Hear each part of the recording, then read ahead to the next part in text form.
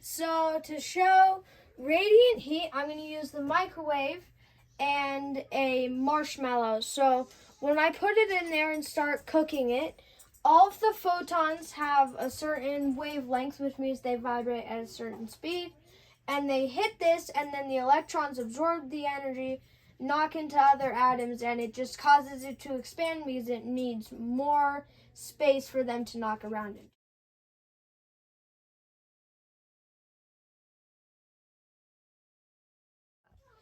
So as this thing cools, it's going to settle because all of the space that was needed that made it expand is not going to be needed anymore. All of the energy is going to escape, and it's going to go into the atoms around it, and it's eventually just going to dissipate into the air.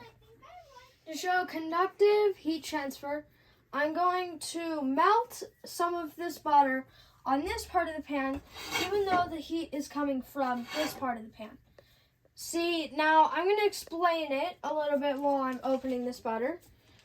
So, as the part of this pan right here, as this part warms up, it makes all the atoms bump into each other. And then it bumps into its neighbors and its neighbors. And as long as there's a steady amount of energy coming in, there will be enough for it to reach to the edge. So conduction heat transfer is basically just when a bunch of atoms get energy and they bump into atoms that haven't gotten that energy until they bump into them.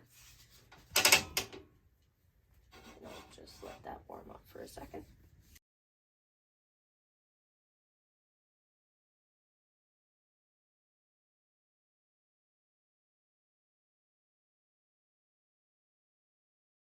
First test, let's see if this is warmed up enough. Oh, it is. Look at that. It just started melting even though all of the heat energy is right here.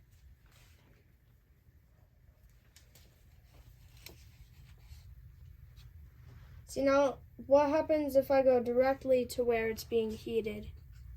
Oh, it melts a lot faster.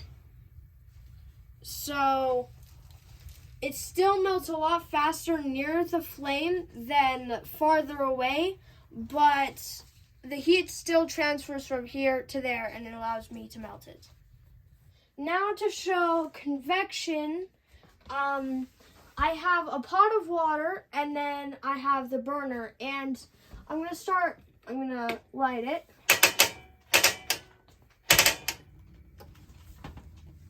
Ugh, I want to make that smaller so it's just in the middle.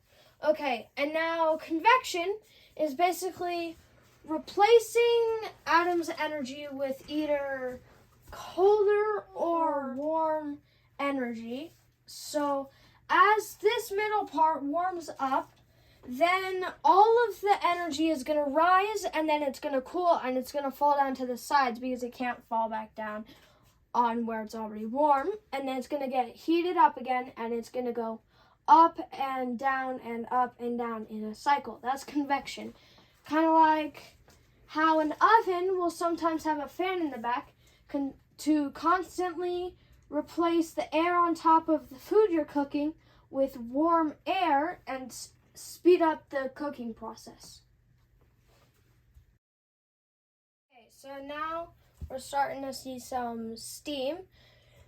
And the reason that we would use convection heating to boil the water is because with convection, the entire liquid stays warm. It's kind of like conduction, except it's in a giant cycle, so the entire thing stays warmer than the stuff around it.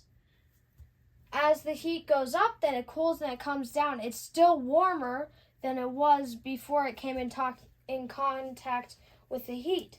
And then as it gets too warm, it floats away from the fluid, and then it will cool and come back down. But it probably won't come back down into the pot, but it's still going to go up, and then it's going to cool, and it's going to go all over the place. It's really, really hot, and it's creating a bunch of steam. If you were to keep this on for long enough, all of the water would evaporate.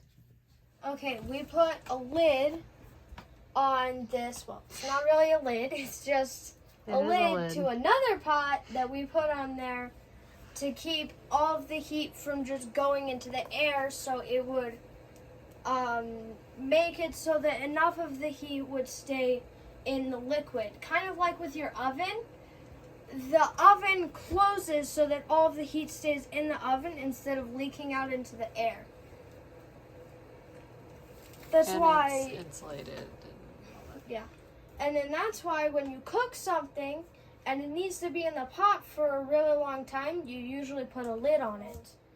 Immediately start speeding up your heat process. See, now if we look at this, it's already starting to boil. See, when we put this on, it was just steaming, and that was like a minute ago. Yeah. A few seconds ago, we had looked at this after we put the lid on, and it was just barely boiling, and now it is completely boiling. That just shows how much it can speed up the heating process if you put a lid on there. But I was using the boiling to show convection heat transfer.